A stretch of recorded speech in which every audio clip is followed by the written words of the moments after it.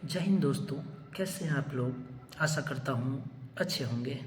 स्वागत है आपका अपने YouTube चैनल सोल्जर हेयर पे। तो आज हम बात करने वाले हैं सबसे कठिन जीके जीएस सब्जेक्ट के बारे में कि एसएससी जीडी के एग्ज़ाम में जीके जीएस में अच्छा मार्क्स कैसे लाएं। क्योंकि सब सोचते हैं कि कोई हमें टॉपिक बता दे कि इतना टॉपिक पढ़ना है और मार्क्स आ जाएगा।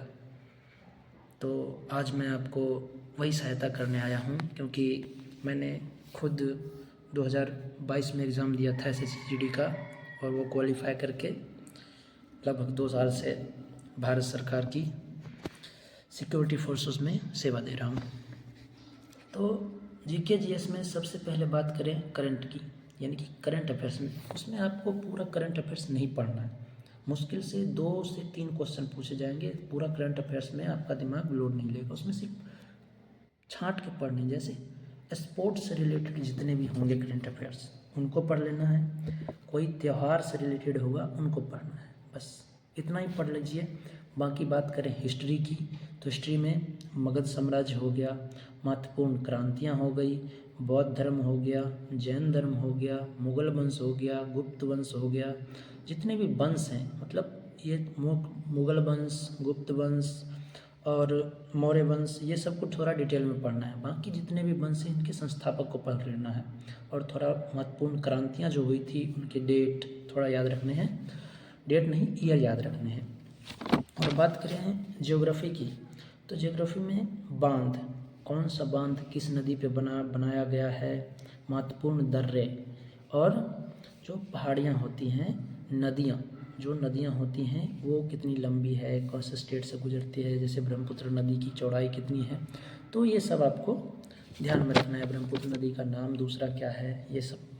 और आगे बात करें अगर हम पॉलिटी की, तो पॉलिटी में सबसे ज़्यादा इम्पोर्टेंट होता है आर्टिकल्स। आपको महत्वपूर्ण जो जो आर्टिकल इम्पोर्टेंट है, करीब 60-70 आर्टिकल इम्पोर्टेंट हैं, वो आपको याद रखने हैं। बाकी फंडामेंटल राइट्स तो आपको याद रखना ही रखना है, क्योंकि उससे क्वेश्चन आ जाता है। और बात करें इकोनॉमिक्स की, तो इसमें ज़्यादा कुछ नहीं करने की ज़रूरत है। इसमें जो करंट में इकोनॉमिक्स से रिलेटेड जो करंट में चल रहा है उसको ध्यान देना है, बस वही क्वेश्चन पूछे जाएंगे। बाकी आपको फुल फॉर्म पूछ लिया जाएगा, जैसे नाबार्ड का फुल फॉर्म क्या है, एचडीएफसी का फुल फॉर्म क्या है, आईसीआईसीआई का फुल फॉर्म क्या है, तो ये सब पूछ लिया जाएगा इकोनॉमिक्स में। उससे ज़्यादा खास एसएससी जीडी में नहीं पूछा जाता है।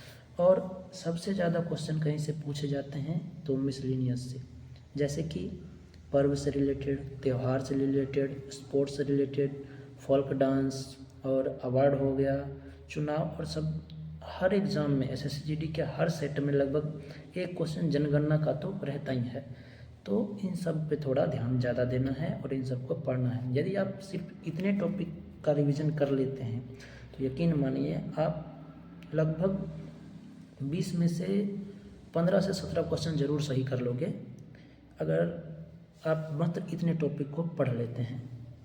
यदि आपने हमारे चैनल को अभी तक सब्सक्राइब नहीं किया है तो सब्सक्राइब ज़रूर करें, वीडियो को लाइक करें। मिलते हैं नेक्स्ट वीडियो में, तब तक के लिए जय हिंद, जय भारत।